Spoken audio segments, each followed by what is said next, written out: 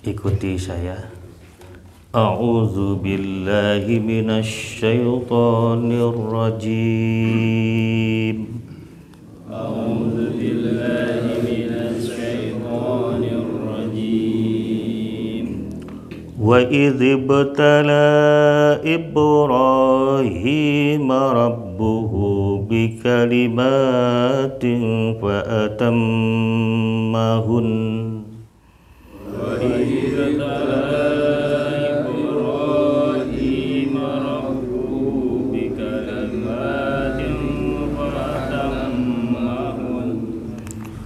Qala inni ja'iluka linnasi imama. Qala inni ja'iluka linnasi imama. Qala wa min dzurriyyati.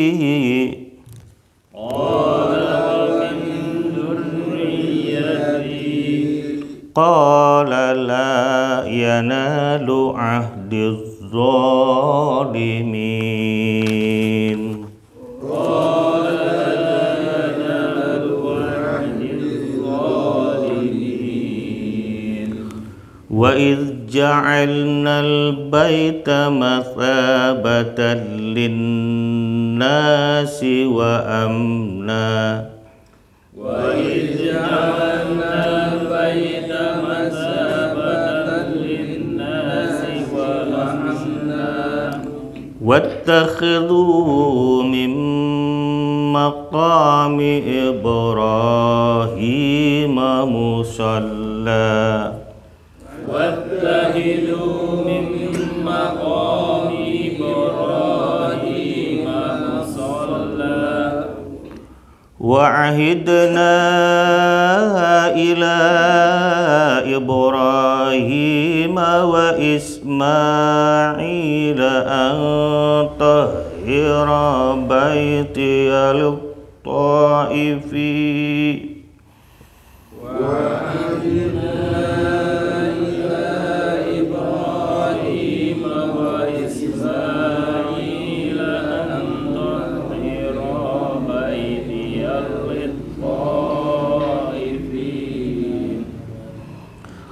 An tahhira baitiya lit-ta'ifina wal-'akifina war-ruk'is sujud. An tahhira baitiya lit-ta'ifina wal-'akifina war-ruk'is sujud. Sadaqallahul adzim. Pak agak di aus terjemah Pak Hadi atau saya Pak Rata no to siap terjemah maka di aus terjemah.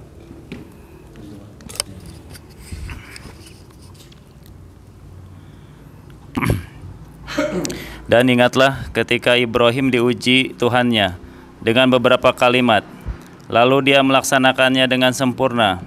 Dia Allah berfirman, sesungguhnya aku menjadikan engkau sebagai pemimpin bagi seluruh manusia. Dia Ibrahim berkata, dan juga dari anak cucuku.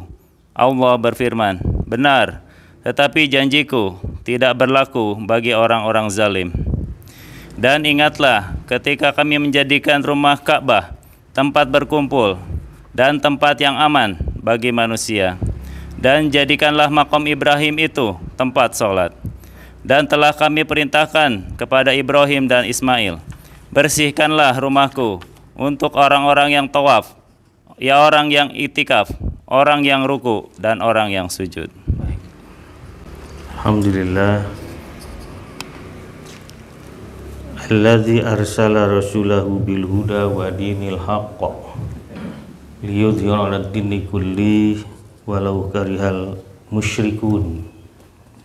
Asyhadu an la ilaha illallah wahdahu la syarikalah wa asyhadu anna Muhammadan abduhu wa rasuluh la nabiyya ba'da. Assalamualaikum warahmatullahi wabarakatuh. Waalaikumsalam warahmatullahi wabarakatuh. Bapak-bapak sekalian, alhamdulillah pada malam hari ini kita dipertemukan Allah di majelis yang memang sudah kita rencanakan, dan tentu kita bersyukur bahwa semua kita yang hadir di sini dalam keadaan sehat walafiat. Suasana sim kuring nembe rengse dibekam. Dibekam. Ya mudah-mudahan semua kita dikasih sehat oleh Allah. Pada malam hari ini kita akan membicarakan seseorang yang melegenda dalam sejarah kehidupan manusia, dan kisahnya tidak hanya disebut dalam Al-Quran tapi juga dalam Taurat dan juga Injil. Beliau disebut sebagai Abul Anbiya, bapaknya para nabi, karena memang dari beliau lahir keturunan yang demikian hebat, melintasi batas ruang waktu dan melahirkan orang-orang yang soleh. Wahabna lahu Ishaq wa Yaquba. Jeung dina Quran disebutkan kami sudah ngasih kepada dia itu Ishaq, dan dari Ishaq itu ada Nabi Yakub, dan dari Yakub itu nanti turun salah satunya adalah Nabi Yusuf alaihissalam dan 11 saudara lainnya, dan mereka semua kelak disebut sebagai Bani Israel, anak cucunya Israel, karena memang dari Yakub lah sebenarnya nabi-nabi keturunan Nabi Ibrahim itu banyak sekali tersebar di seluruh penjuru dan memainkan peran yang memang luar biasa. Juga beliau dikenal sebagai Abul Hunafa, bapaknya orang-orang yang lurus, yang lempeng. Walam yaku minal musyrikin. Mengapa? Karena memang Nabi Ibrahim itu bukan orang musyrik, orang yang menyekutukan sesuatu dengan Allah, menyandingkan, membandingkan, menyetarakan apapun dengan Allah. Dan itu bisa kita baca kisahnya demikian luar biasa. Sampai dalam Al-Quran ada salah satu surah disebut surah Ibrahim. Dan Nabi Ibrahim ini adalah tipologi manusia ideal, karena meskipun ia terlahir dari bapak yang berakidah menyimpang, tapi beliau ditakdirkan Allah menjadi manusia yang mampu menggunakan akal pikirannya secara baik, sehingga beliau mampu membedakan mana yang hak dan yang batil. Kalau kemarin kita berbicara tentang wala takunu imma'ah, kalian jangan menjadi orang yang latahan, tuturut munding, kumaharamena, kan begitu ya, bukan kemarin itu. Itulah Nabi Ibrahim. Jadi begitu masyarakatnya sedemikian hebat, membuat mereka maksudnya sampai disanjung, dipuja, bahkan diibadahi. Tapi Nabi Ibrahim tidak terbawa arus. Jadi betul-betul beliau menjadi orang yang wattinu anfusakum, orang yang kuat dengan jati dirinya sendiri sebagai makhluk Allah yang berpikir. Kan pesan kemarin kuat sekali, wala takunu imma'ah, janganlah kalian menjadi orang yang ikut-ikutan, kumaha ramena, kumaha guyubna. Itu Nabi yang bilang seperti itu. Nah,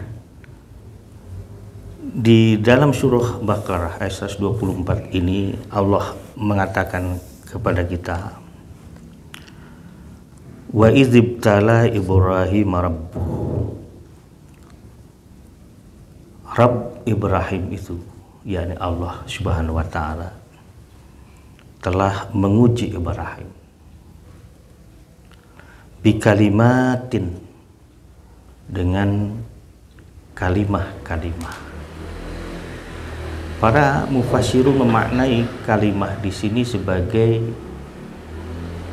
perintah, sebagai perintah Allah Subhanahu wa taala, dan tentu perintah itu tidak satu.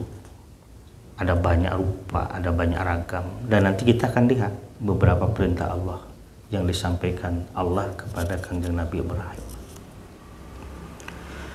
Bi kalimat, kalimat itu jamak dari kalimatun.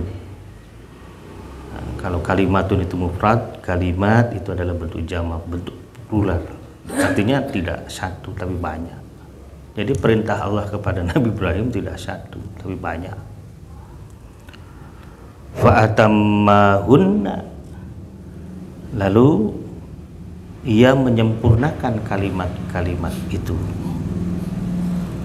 Apa yang dikatakan Allah kepada Nabi Ibrahim? Qala inni ja'iluka linnasi imama, sesungguhnya aku menjadikanmu imam bagi manusia. Nah, kata ja'ilun itu dari kata ja'ala, artinya menjadikan. Menjadikan sesuatu dari banyak sesuatu yang lain. Jadi ada komponen-komponen, ada banyak unsur, kemudian dikemas menjadi satu kesatuan, mewujud menjadi barang baru. Itu kata ja'ala.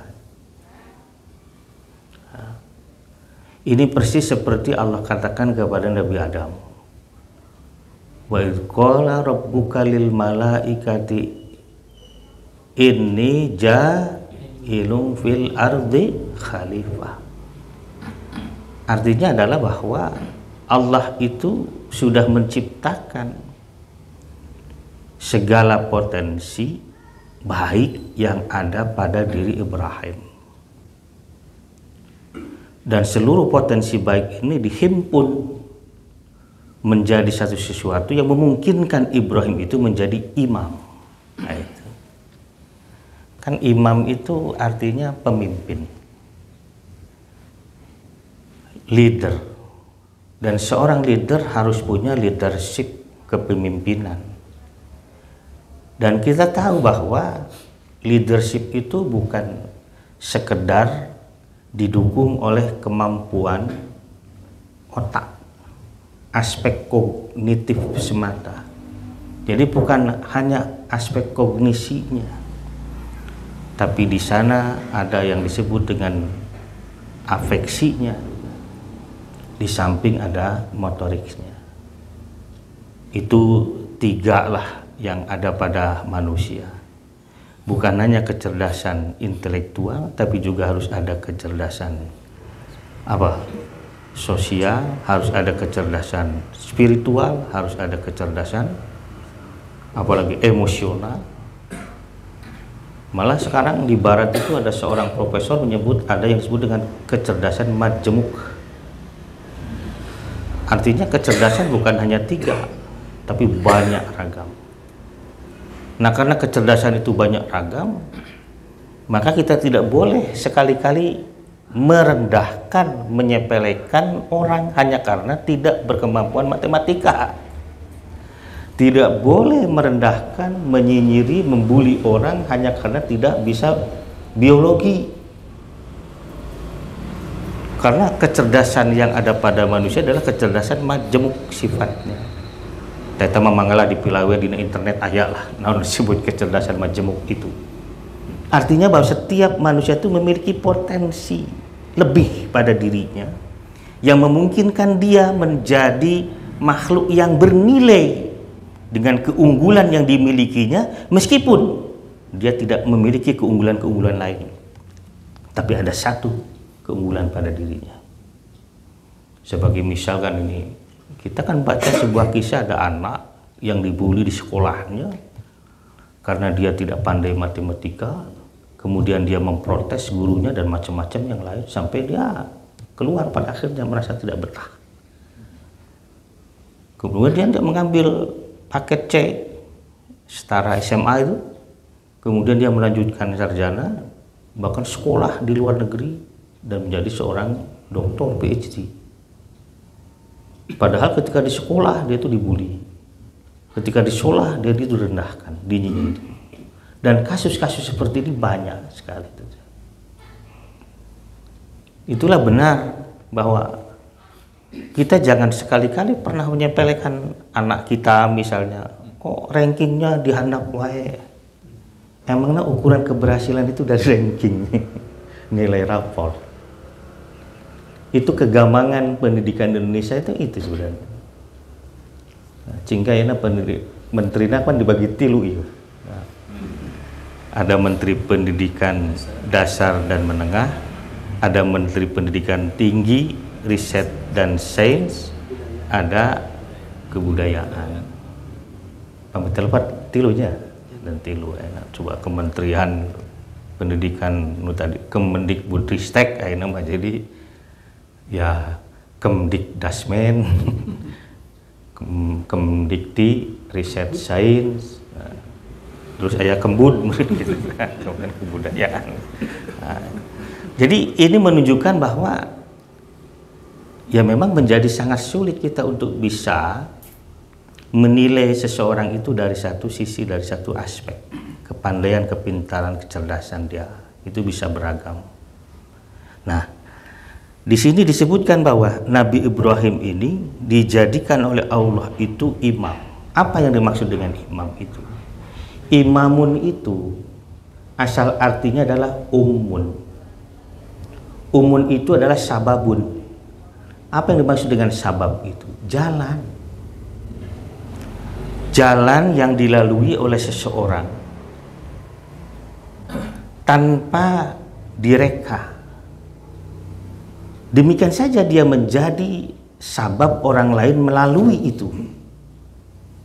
Contoh yang paling sederhana, ilustrasinya yang paling sederhana begini. Lamun orang mendakan ayah pendaki gunung, naik ke Papandayan kan itu, maka dia pasti akan mencari naon patilasan, tatapakan urang lembur didinya anu pernah naik ke luhur Papandayan. Pasti itu dia tidak akan berani mengambil risiko untuk membabat hutan, membuat jalan sendiri. Bisa jadi jalan itu berliku dan sempit, tapi jalan yang berliku dan sempit itu justru menjadi sarana bagi orang lain untuk bisa sampai ke puncak Papandayan. Itu yang disebut dengan sabab, itu yang disebut dengan imam. Jadi imam itu sebenarnya adalah pemimpin yang harus ditunduk patuhi tanpa harus bertanya mengapa engkau melakukan ini dan itu. Itu pada awalnya begitu. Ikuti saja. Ya. Karena sesungguhnya jalan itu akan membuat kamu itu, menghinggakan kamu ke puncak tuju. Nah, Nabi Ibrahim itu disebut sebagai perintis dalam mengenalkan nilai-nilai kebenaran kepada umat manusia. Mengapa? Coba bayangkan kisah Nabi Ibrahim nuju milarian Allah. Paningali naon cenah bentang. Terus bentang namanya aya rob. Make ngaleungit segala rupa. Itu kan? Coba pencariannya. Seperti yang tadi tuh orang yang hendak mendaki gunung pada awalnya. Kadieu. Lamun kadieu geuningan jurang kadinya. Belok kadieu. Begitu. Pencarian itu. Terus ningali naon cenah bulan. Bulan ge pas datang naon? Berang leungit bulanna diganti ku pohon-pohon leuwih gede. Ieu cigana ieu. Nu disebut rob teh. Leuwih gede, leuwih caang. Jeung leuwih panas membakar. Tapi pas datang peuting leungit oge. inilah uhibbul afilin, sanyana kula tersep kasagala anu ngaleungit. Pencarian yang tidak sederhana, sampai dia pun harus berdebat dengan siapa? Dengan ayahandanya sendiri. Sampai puncaknya nanti dia berdebat dengan Namrud.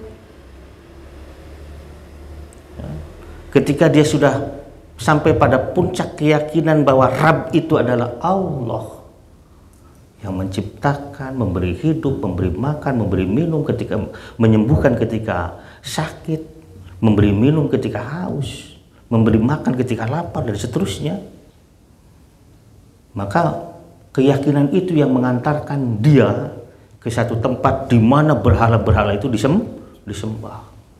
Kabeh ditigasan, dihancurkan, disesakeun hiji anu badak. Pedang nawa disimpan di dinya. Orang kan pada ramai lu, Tuhan kita dihancurkan. Yuqalu lahu Ibrahim, ujelma anu disebut Ibrahim, dipanggil Ibrahim kan? Bener teh ente tah nu ngarusak kabeh pangeran-pangeran kami itu. Nah, cek Nabi Ibrahim, saya mah teu rumah satu tanya nu panggedena. Tapi apa mereka jawab? Mana mungkin dia bisa melakukan sesuatu. Ya kalau dia tidak bisa melakukan sesuatu, mengapa kalian sembah? Itu contoh. Nah, jadi kembali bahwa Ibrahim itu alaihissalam, mengapa disebut sebagai Abul Anbiya, Abul Hunafa? Karena adalah imam, dia adalah yang merintis jalan mengenal Allah, Zat yang Maha Satu itu. Dan itu kemudian ia dakwahkan tiada henti ke seluruh penjuru, dan dia wariskan kepada anak cucu sampai kepada Kanjeng Nabi Muhammad SAW.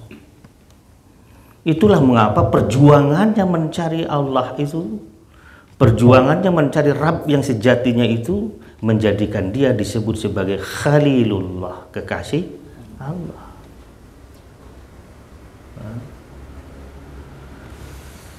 Mengapa? Kan kalau Nabi disebut Habibullah, ya enggak? Kekasih juga tuh. Khalil itu artinya kekasih. Nah, apa bedanya? Sebenarnya tidak ada bedanya. Ya. Sebab kedua kata ini mengandung arti orang yang amat sangat dicintai karena upayanya yang tiada henti untuk dekat, untuk bertakarrub. Numatak aya bahasa kieu, lamun urang hayang ningali kalakuan jeung sikap hiji jalma, tingali babaturanana. Fangdur ila khalidihi, sok tingali ta babaturanana, nupang degeusna nupang dekeutna, maka jiga babaturanana eta jalma teh saking ku akrabna, saking ku dekeutna, saking ku deus jeung rapetna. Itulah mengapa kalau kita mencari teman seperti yang minggu kemarin saya bilang kan, carilah teman yang memungkinkan kita menjadi cerdas, menjadi bijak, menjadi arif, dan menjadi paham terhadap situasi-situasi dan kondisi-kondisi yang mengitari kita. Itu. Kembali lagi, ini ja'ilu kalinnasi imam. Sesungguhnya aku menjadikanmu linnasi untuk manusia itu imam. Karena apa? Tadi seluruh potensi leadership ada pada diri Ibrahim. Keteguhannya, kecerdasannya, kedisiplinannya, kesabarannya luar biasa. Rekti disebut sabar kumaha, nungguan anak nepikeun ka puluhan tahun. Geus datang kudu dipencit man. Nurut wae. Itu betapa dak sabarnya Nabi Ibrahim. Generasi dari kualitas orang tua yang baik itu pasti akan baik. Meskipun tidak akan selalu seperti itu, tapi paling tidak contoh yang nyata dan real itu adalah bagaimana keluarga Nabi Ibrahim terbentuk dari sesuatu yang baik. Ya kan Nabi Ismail kan disebut di Quran, dalam surah apa itu? Syafat ya. Bahwa aku melihatmu dalam mimpiku, aku menyembelihmu. Ini azbahuka. Apa yang dikatakan oleh siapa? Nabi Ismail. Ya abatif al matu'mar. Hai ayahanda, lakukan apa yang diperintah. Satajiduni insyaallah minas sabirin. Engkau pasti akan mendapati aku di kalangan orang-orang yang sabar. Nah, itu coba ya kan? Bapaknya sabar melahirkan anak yang sabar. Tapi sanes Sobarudin ya. Aya jelema ngaranna sabar, tapi teu sabaran. Gede ambek. Aya gitu. Aya. Itu. Mata kuliah teu anggeus, ari ngaran sabar tapi hayang buru-buru beres. Lain kalah ka resep dosennya jadi kegeul. Nepi ka ini tangis anggeus. Drop out ya akhirnya. Itu ya, imaman. Ini ja'ilu kalinas imaman. Nah, kemudian Nabi Ibrahim bertanya, qala wa min dzurriyyati, ya Rabb, apakah engkau pun akan menjadikan di antara keturunanku itu imaman linnas? Apa kata Nabi? Kata Allah, qala la yanalu ahdiz zalimin, janjiku itu tidak akan mengenai orang-orang yang zalim. Artinya apa? Bahwa seluruh anak cucu Ibrahim itu memiliki kesempatan untuk menjadi imamul linnas. Hanya kan kita tahu bahwa tidak juga seluruh keturunan Nabi Ibrahim kelak di kemudian hari itu akan menjadi orang-orang yang soleh, tapi orang-orang yang zalim. Contohnya siapa? Ya tadi, dari Ishak turun Yakub, dari Yakub turun 12 anak. Nu solehna mung duaan. Saha wungkul? Nabi Yusuf dan Yamin. Yang 10-nya geblek kabeh ge. Eueuh nu bener, eueuh nu ecreug. Nah, itu tidak kena itu ahdullah itu kepada yang 10 orang ini. Artinya bahwa untuk dipilih Allah itu menjadi seorang pemimpin, maka siapapun harus menyiapkan dirinya untuk disebut layak menjadi seorang pemimpin. Artinya apa? Nilai-nilai kepemimpinan itu harus mulai disiapkan pada diri siapapun yang berkeinginan menjadi seorang pemimpin. Itulah mengapa kemarin pada maghrib saya di sini ngobrol bertiga sama Pak Agus. Bahwa persoalan di kita sekarang ini, saya tidak ingin menyebut pemimpin karena pemimpin bla bla bla bla. Saya menyebut elit. Elit kita itu tidak mempersiapkan dirinya untuk pantas dan layak untuk disebut sebagai pemimpin, seorang leader yang memiliki leadership. Itu bisa kita baca itulah dalam misal itu di bukunya Pak Muyazin Arifin ya, psikologi dakwah, itu ada teori tentang kepemimpinan ya, syaratnya apa saja itu di sana. Nah, sekarang itu kan seseorang itu seolah-olah menjadi pemimpin, tetapi ciri-ciri kepemimpinan, sifat-sifat kepemimpinan, karakter kepemimpinan itu tidak ada pada dirinya. Dia hanya mengandalkan kapital yang berupa apa? Uang, modal uang. Kaya, dia bisa beli jabatan. Coba, saya mau nanya saja. Itu yang daftar menjadi para kepala daerah itu orang miskin? Ada yang miskin? Ada.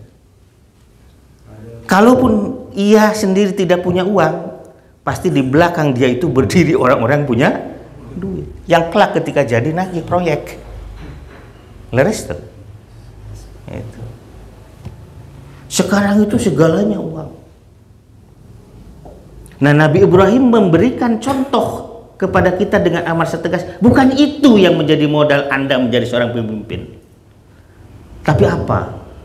Keyakinan yang penuh dan benar kepada Allah. Tunduk patuh kepada perintah Allah. Dengan ketundukan dan kepatuhan, kesabaran, keikhlasan, melaksanakan apapun perintah Allah, Allah yang akan kasih kepadamu alat-alat kepemimpinan pada jiwamu. Jadi instrumentaliana itu Allah yang kasih, bukan kita yang ciptakan. Modalnya tadi, taat ke Allah, tunduk ke Allah, patuh ke Allah. Jelema lamun ngandeukeun hartana dipikasieunnya, tapi teu dipikasegeun. Aing masieun ku si eta teh bisi teu dibere anjuk lamun butuh duit. Paling gitu. Aing mah ka manehna teh sabenerna mah sieun we. Sok bisi lamun misalna urangnya perlu memeres jalan teu dibere. Saya pernah penelitian di Sukabumi. Ya punten tapi ieu mah sanes ieu. Tapi memang gitu ya. Jadi aya daerah anu pendudukna teh henteu milih partai A gitu lah. Eta jalan nu ka lembur eta disesakeun 150 meter goreng na kacida. Padahal memangna mah mulus alus di aspal. Tapi pas rek nepi ka lembur eta 150 meter leuwih lah. Itu batu-batu saja itu. Awalnya saya bingung kenapa kok bisa begitu. Salembur. Pekte diberenya ku urang dinya. Heuda, urang dia mah cenah teh milih itu. Itu coba bayangkan. Mudah-mudahan dia mantenya. Pan itu untuk Bandung Barat tuh Cimahi alus saya jalan ke lah gitu. Alhamdulillah. Nah itu yang ingin saya katakan. Ya. Nah. Jadi maksud saya bahwa sekali lagi bahwa instrumen seseorang untuk menjadi pemimpin itu bukan uang, bukan jabatan. Tapi kepatuhan, ketundukan kepada regulasi, kepada undang-undang. Dalam hal ini adalah undang-undang Allah, regulasi Allah, keinginan Allah. Apa maunya Allah, laksanakan. Insya Allah nanti akan diberi Allah segala yang dimau. Nah ini persis seperti kita dalam kepemimpinan di keluarga. Mulai jauh-jauh. Di keluarga saja. Kalau kita ingin diikuti serta-merta, telobananya budak teh ka urang. Nah apa kudu kieu kudu kitu? Urang wis yang bener. Insya Allah. Sholat disiplin, baca Quran disiplin, berbuat baik disiplin, kepada orang lain hormat kepada siapapun tanpa membedakan status sosialnya. Itu serta merta anak-anak kita itu akan mengikuti kita. Serta merta itu. Teu kudu dititah malah. Sebab sapopoe ningalina kitu. Oh si bapak teh, oh si emak teh, bahkan gitu batata. Tekulu neng, jang, wah tekulu, kalau capek, jeng bakal nyeri hati, lamun dilawan ku budak ku anak. Wah ari bapak si emak bisa we ka neng, ka ujang, ari bapak jeung emak sorangan. Nah coba cek, lamun digitukeun kumaha urang ngajawabna. Paling jempes ya budak mati paling gitu kalahkan nafsu orang lagi. Nah itu tuh satu. Yang kedua, wa ij'alnal baita masabatan linnas, dan ingat ketika kami jadikan al bait yakni Ka'bah.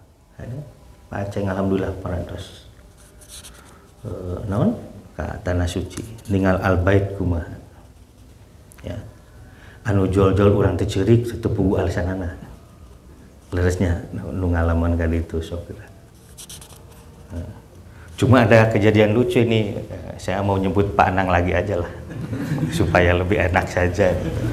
Sebab mengapa sering sebut nama Pak Anang? Pak Anang mah teu nyeri hatean. Nah, itu pokoknya orangnya nyantai gitu kan. Jadi begini, pas saya ke sana itu kan nuju direnovasi. Jadi yang terlihat itu adalah apa namanya itu? Ya alat-alat berat itu konstruksi. Jadi asup tina pantut teka tinggali langsung Ka'bah teh. Kehalangan kutihang-tihang. Karena kan beberapa hari sebelum saya tiba itu kan ada kren yang roboh itu kan, yang menewaskan atau mewafatkan beberapa orang. Nah, kemudian ketika saya masuk lebih ke dalam baru lihat, nah aneh ya, ada sesuatu aneh dalam diri. Mengapa saya tidak gemetar hati, tidak menangis? Padahal itu yang dirindukan. Aneh pandang dah. Pancena dongeng nusane semuanya, wah begitu ninggal tuh gemetar. Saya langsung ingat, nah beda jeung pengalaman saya tahun 81 ka Jakarta seumur hidup. 81 nepi Jakarta. Ningali Monas gemeter tuh. Jeung langsung cari dak-dak. Oh iya.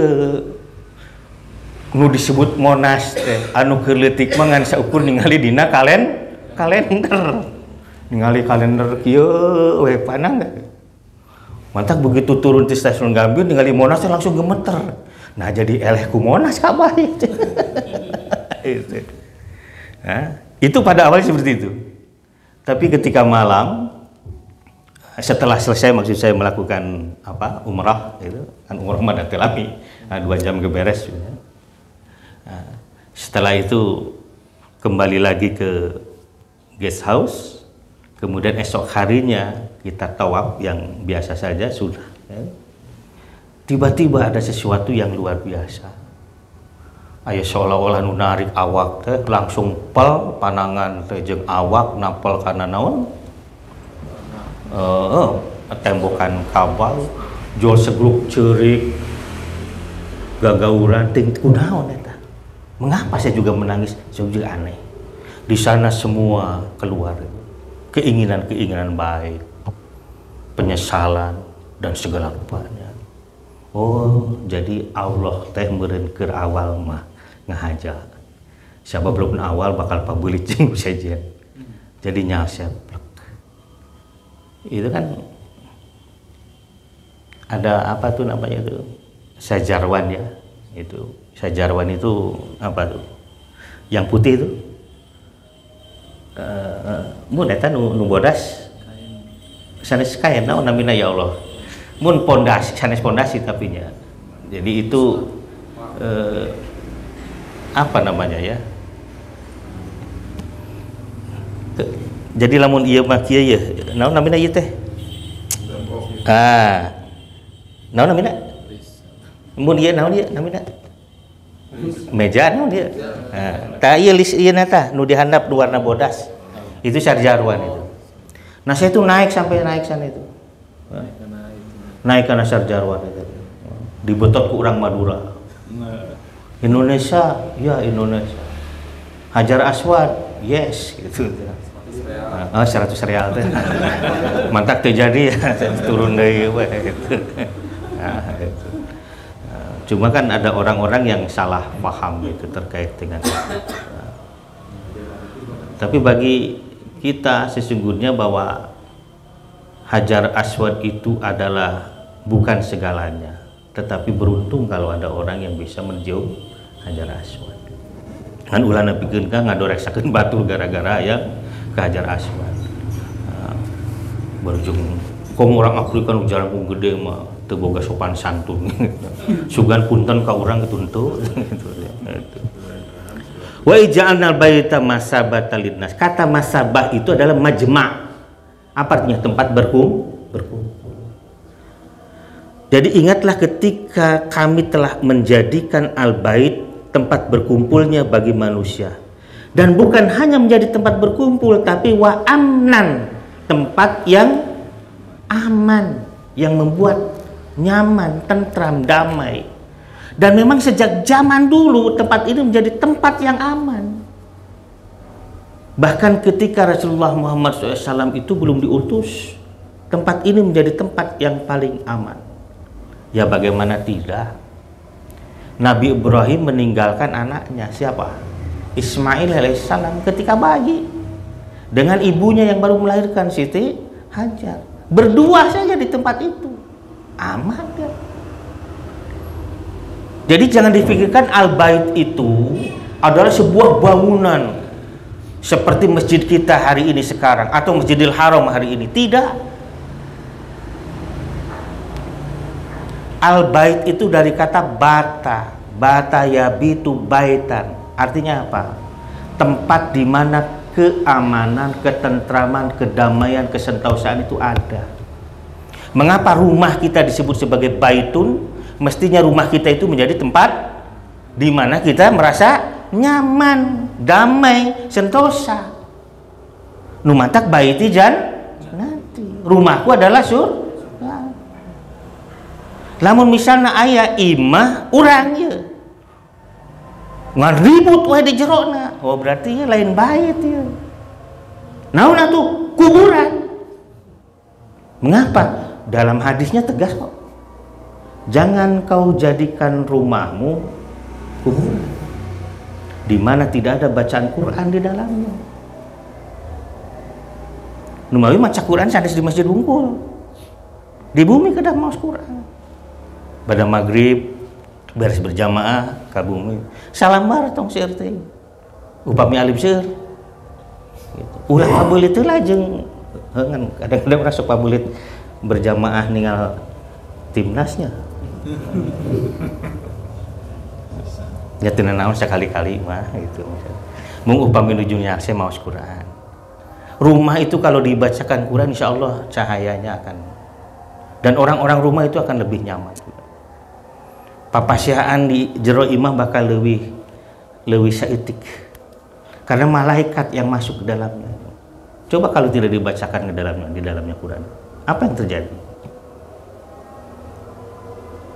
Jadi maksud saya, di masjid itu kita baca Quran, iya.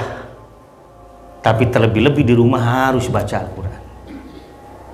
Itu. Sedikit deh. Wattakhidhu min maqami Ibrahim musal, dan jadikanlah tempat salat makamnya Ibrahim. Makam di sini bukan makam dina arti kuburan. Makam di sini adalah tempat di mana pijakan Nabi Ibrahim ketika membangun kembali Ka'bah. Nanti di ayat yang selanjutnya akan diceritakan tentang itu. Itu. Matak upabi urang tos naon? Tawaf kan? Urang sholat. Terus sa'i kan gitu. Sofa marwah. Itu. Cing bade tumaros ya. Parga kan sofa marwah tosnya. Parga tacan. Patata tos sofa marwah. Nangis di mana? Di sofa di marwah. Nangis tuh. Doa terakhir. Oh. Nah, itu. Marwah. Betul, di marwah. Itu. Pan langsung ninggal Ka'bah langsung sofaan, di sofa ninggal langsung. Betul. Coba kita bayangkan, sekarang ini kan sofa marwah deketnya. Heuh eta urang sabaraha kiceup lah gitu nepi gitu, antara sofa. Tapi kita bayangkan dulu. Kan sekarang mah di dalam bangunan kan, dingin, para AC dan seterusnya. Coba harita zaman saha Siti Hajar neangan cai. Nah, itu. Antara Bukit Sofa dan Bukit Marwah. Luar biasa. Ada kisahnya, mengapa dinamai Sofa, mengapa dinamai Marwah. Nah, dua ayat ini saja dulu yang ingin saya tegaskan adalah bahwa sekali lagi, Nabi Ibrahim itu dijadikan Allah dengan segala kelengkapan karakter, kecerdasan, sifat dasar yang baik-baik yang sudah ada pada dirinya, sehingga dia layak menjadi imam, menjadi pemimpin. Sekali lagi, imam itu adalah sabab, jalan yang kita ikuti atau orang lain ikuti. Tanpa nanya mengapa jalan itu berkelok, yang penting sampai ke atas. Mestinya seperti itu kita menjadi orang. Menjadi orang yang bisa menjadikan orang di belakang kita mengikuti kita untuk sampai kepada tujuan yang baik. Dah teku dulu banyak nyarita nu kieu mah. Tidak mesti banyak omong. Hayu nggak usah. tunjukkan saja oleh kita masing-masing bahwa kita melakukan ketaatan kepada Allah dengan paripurna, ikhlas karena Dia. Itulah mengapa Pancep masih emut ketika saya awal duduk di sini, saya tidak peduli berapapun orang yang hadir di tempat ini, dan saya tidak peduli niat apapun yang hadir di sini. Nungarana kardi reksa urang ayo tah gitu. Mentak teh beban, lamun ge bolos teh beban. Itu ya. Jadi ya kuncinya memang pada akhirnya adalah keikhlasan dan kesabaran. Karena keikhlasan dan kesabaran itu yang membuat kita menjadi teguh dalam kebenaran. Sebenarnya itu. Dan itu yang akan menjadikan kita kuat dan tidak takut kepada siapapun. Dan tidak takut ditinggalkan oleh siapapun. Tak prinsipna hirup manusia mah kudu kitu. Sebab naon? Urang galuh Allah Rabbul Izzah. Lahu ma fis samawati wa ma fil wa ma bainahuma wa ma tahtas sara. Karena apapun yang di langit dan di bumi miliknya Allah, dan apa yang ada di antara keduanya, bahkan yang ada di kedalaman miliknya Allah. Jadi serahkan ke Allah kehidupan orang, insya Allah. Jadi tekudu memelas, mengemis, mengibah untuk mendapatkan kemuliaan dari manusia. Kalahkan nyeri hati.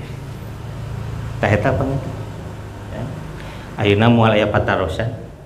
Sebab saya setelah Isya harus ke Bandung, ada tamu dari Surabaya harus ditemu. Nyage nembe di Bekam kudu ka Bandung. Itu ya. Sakitu rupina insyaallah mudah-mudahan Senin Payun urang tiasa ditepangkeun deui ka Allah. Urang tiasa neraskeun hancan ieu supados tamat sebab ke aya proyek anu digarap ku kolot jeung budak babarengan gitu. Dan itu adalah proyek kesalihan yang luar biasa.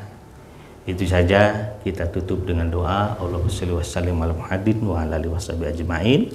Allahumma rabbana atina fid dunya hasanah wa fil akhirati hasanah wa qina adzabannar. Subhanakallahumma wa bihamdika asyhadu an la ilaha illa anta astaghfiruka wa atubu ilaik. Wassalamualaikum warahmatullahi wabarakatuh. Waalaikumsalam.